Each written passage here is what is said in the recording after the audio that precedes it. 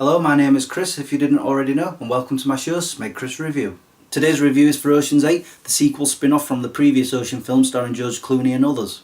This time we have an all-female team, headed by Sandra Bullock, who plays Danny Ocean's sister. She's also in the same business, so she creates a team to do a bit of thieving.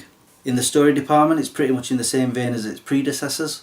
A group are put together to pull off a heist. There's a lot of talking and setting up of the heist, but that's pretty much what we saw of the previous films. Basically, nothing special. What is special though is the ensemble cast. With Sandra Bullock we have Cate Blanchett, Helena Bonham Carter, Anne Hathaway and a few others. Each and every one of them are great. Each character gets their chance to shine. I even thought Rihanna was pretty good. There are a few surprise guest appearances, just nobody that you'd be hoping for. The heist itself was pretty clever and done well, it just felt a little underwhelming. Unlike the previous films, it just doesn't feel big enough. And just when you think the film is coming to a close, there is more. A lot more. There are a few twists in the story that you don't see coming, and some you do. One of the things I enjoyed about the original trilogy was the music by David Holmes. The music in this one was of the same ilk, but I was kind of disappointed when I found out it wasn't David Holmes that did it. And I kind of guessed that because it wasn't as good, which is what I can say of the film itself. Don't get me wrong, I did enjoy it, it just didn't feel like the payoff was worth the wait. With the previous films they were. Well, maybe with the exception of Ocean's 12.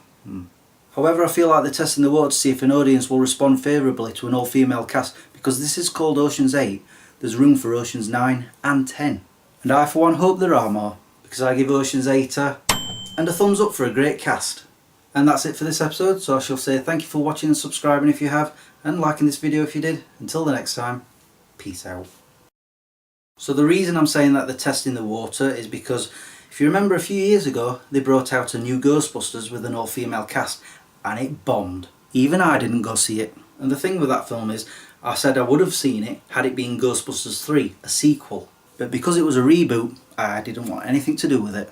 It had nothing to do with it being an all-female cast. If it was an all-male cast, I still would not have seen it. And that's what I like about Ocean's 8, it is actually a sequel. And I have to say they picked a fantastic cast for it. And I mean it when I say I hope they do more. I'm just trying to think, who would they pick for the 9th person? Who's flavour of the month right now? Probably Gal Gadot.